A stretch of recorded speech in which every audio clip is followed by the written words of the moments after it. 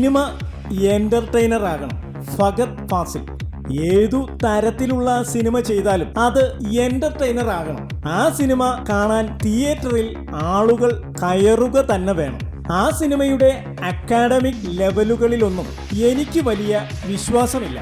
ആളുകൾ ഇഷ്ടപ്പെടുന്ന സിനിമയായിരിക്കണം. അവാർഡിനു വേണ്ടി ഒരു സിനിമ, ക്ലാസ് ഓഡിയൻസിന് വേണ്ടി മറ്റൊരു സിനിമ, സാധാരണ പ്രേക്ഷകന് വേണ്ടി വേറൊരു സിനിമ, ഇതിലൊന്നും വലിയ കാര്യമില്ലെന്ന് ഞാൻ കരുതുന്നു. യുവതാരം ഫഹദ് ഫാസിലിൻ്റെതാണ് ഈ വാക്കുകൾ. ഇനി നാഷണൽ അവാർഡുകളും സ്റ്റേറ്റ് അവാർഡുകളുമൊക്കെ ഫഹദ് ഫാസിൽ ഉപരോധിക്കുമോ ആവോ?